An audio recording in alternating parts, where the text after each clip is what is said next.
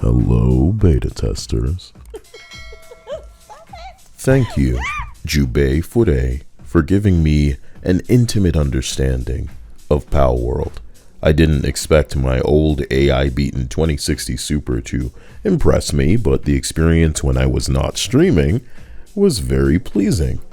Today I want to emphasize why I believe Palworld is selling over 1 million concurrent players and devs getting death threats. Game must be pretty based, huh? And for the most part, it is. Like and comment or correct me below, but I believe this is why Palworld is selling in 3 succinct points: Pokemon, price, and player choice. I don't need to explain the appeal of Pokemon. I was thinking, what are you going to say? Yeah, I'm not going to do that. The only thing relevant to reiterate is that naturally Nintendo owns the Pokemon brand, so they can hold that motherfucker hostage on its devices specifically. Worse, many of the Pokemon game entries that have come out in recent years have always reflected dated and severely lacking entries that are arguable embarrassments as far as the technology is concerned, probably even going back as far as the N64, but that's debatable. The price is what we should talk about here, and at the moment it reflects an early access $26 because there are a couple of bugs and things aren't where they need to be, but it is a bigger, better, and more polished package than the $70 releases of Pokemon, and that is what we really need to talk about. Moving to the player choice, you know why people love Grand Theft Auto? Because they set them loose in a sandbox and let them interact with the world how they see fit, in crazy ways even. In Palworld, I'm only level 17, but that's more than enough time to get with Palworld's program, and that program is recognizing that there's entirely too much work for you to do. In fact, it'd get done much faster and much more efficiently the less you, quote, love, end quote, the animal-shaped pixels that the game immediately tasks you with catching a crazy enough number up for you to fucking... I'm naming these at this point? No. They're just drones. In Pokemon, you might store them in a little box if you're catching a bunch of them. In this game, you need them, and you'll be putting them to work. But in designating which pal should go to work, you're not just ticking diversity checkboxes, you are choosing the best for the jobs that need to be done. Some are good at mining, some are good at woodwork, others good at farming, and some are piece of shit slackers that'll literally bring down the productivity of your base if you allow them to fucking mingle with the rest of them. So sometimes Pokemon would have descriptions that got a little dark. You know, is Cubone really walking around with his dead mom's skull? That's who this game is for. But you get to be the one who kills Cubone's mom. Hilarious. You know what I mean? This game's not for the losers that are using the word ethical in describing it, motherfucker. It's a video game. It's here to get some steam off. It's not meant to be this politically correct walking simulator where ugly, flat-chested women lecture you about diversity. My God, you know this is supposed to be entertainment. Grand Theft Auto is our best-selling game because in the game, the populated sidewalk can be a more interesting lane to drive down, and good developers even recognize this desire within the player. They just like us. The best feeling for a player is doubting that they're meant to do or engage with this the way that they're doing it, only for the world to react to them, showing that the developer thought of that. They're a step ahead of you. Why is it selling so hard and captivating so many? Because Palworld does what Nintendo don't. Palworld is the Pokemon with blackjack and hookers. There's literal guns, debauchery, servitude, and the kind of discovery that gaming is all about, with shit that we might want to exchange and share our experiences, because can you believe we can do this? Remember when Animal Crossing villagers could be mean and actually had some damn personality, so it was worth kind of taking them from where they were to get them where they are? Bruh, Some people are going to call it grindy. I certainly think the beginning of Palworld is. But in the end, when we approach automation and the factorio that this should be compared to, most likely it's going to feel earned. Developer Pocket Pussy is owed gaming's gratitude for lighting a fire under this pussy-ass politically correct fucking industry where a teen Batman game is more edgy than a mature Sushi Squad game treated by Sweet Baby Inc.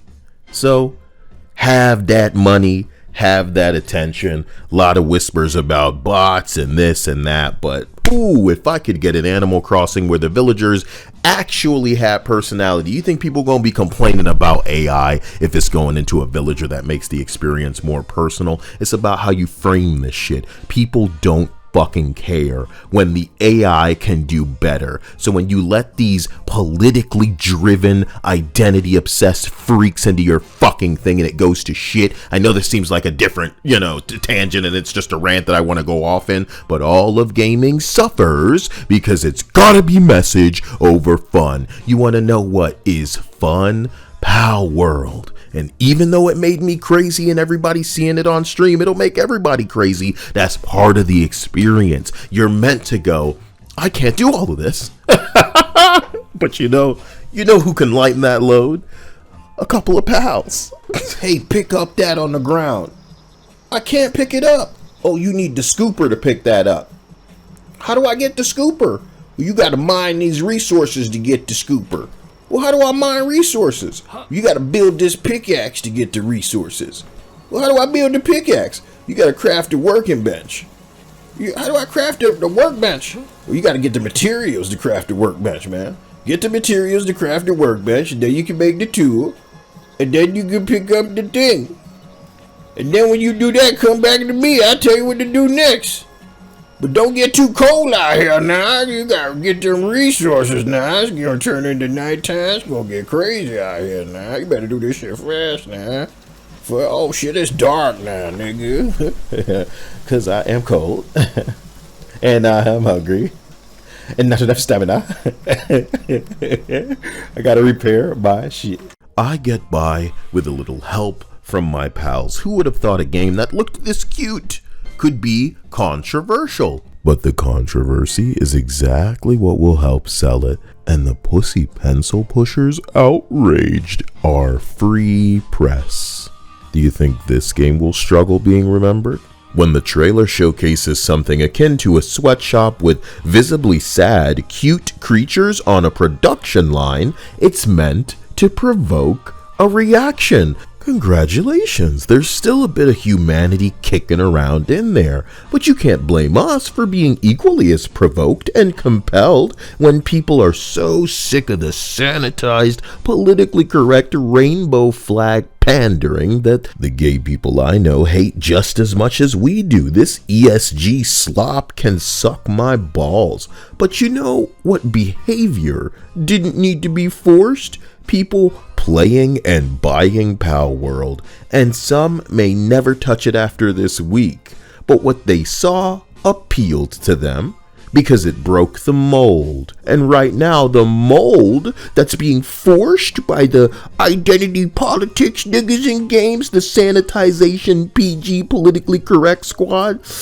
this screen alone can sell the game. Anime is out here mocking your lack, your regression, your let's go backwards on that ass. So beta testers, I hope you bounce for the honesty that I have to hit you with right here. I think, honestly, Nintendo might have gone in a more dark direction, not necessarily with Pokemon, but, in any of their other titles, if not for the sensitivities of the pussies over here. So, some people refuse to even mention the Hogwarts game at a Game Awards, and that's where we are, okay? I don't think this motherfucker should get away with that. The slop shoveled out by the majority, owned by entities like Vanguard and BlackRock mandating their, come on. Because the studios are filled with these Kool-Aid guzzling activist morons that are so stupid that they literally can't realize how repulsive the beauty standard challenging garbage that they're shoving out is. So a screenshot can sell games these days.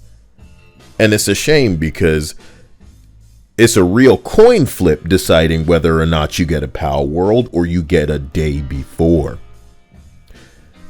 Thank you, Pocket Pair, for this opportunity to thrust this discussion into the forefront. It's a fine game. The mods that the woke journalists are so desperately opposing and angry at, and Stacey Henley says, how dare you make these women attractive, and Alex from Digital Foundry said, oh, this woman is so unappealing, oh, what a product of a bygone era. I'm gonna say this again for the sexy girl beta testers in the back who really need to just lift it and let it drop. Modders, you are the game developers of the future. Get yourself your practice. I'm loving what I'm seeing out of the Spider-Man 2 PC mod, and I feel like those talented gentlemen could get a thing off the ground before the official thing comes out, just like Snoot Game with that Goodbye Sweet Baby High garbage that they beat to release. If you've watched me play something before, hopefully you've realized that in between the casual gamer, in between the sweaty try-hard, let me solo her speedrunner, there's the bastard gamer. And that gamer is most of us. Maybe not the person that wants to play every game, but occasionally sees something like Skyrim, something like Pokemon Go, and they're back there like, what's that over there? What the hell is that? Let me see what that bullshit is. Oh, hell no. What the? Look, you do what? What? You saw, I just went and killed this dude, and then this dude showed up in the middle of the night, and there was like, we know. What are you talking about? I don't know. What are you talking about? I didn't, nothing. Who? This must not be for me. Oh shit, who are you?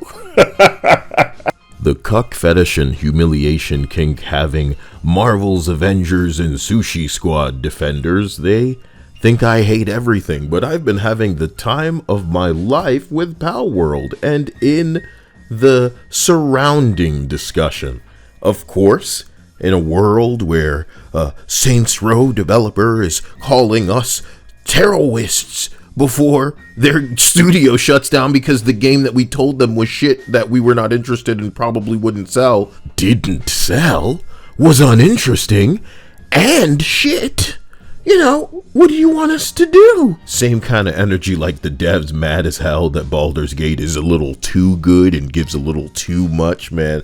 It is all about the execution. And Palworld has guillotines. Palworld's got enough buried in it that you might want to bury yourself in it too. No lube. I want to thank you for watching this far, because I've gone off script.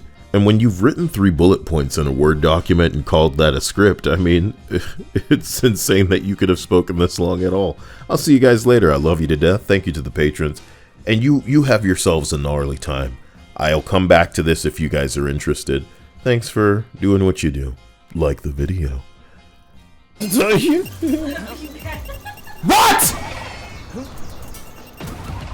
Whoa! What the fuck? What was that? Nothing about them betrays that they're the type to self-detonate. At all? That could have been me.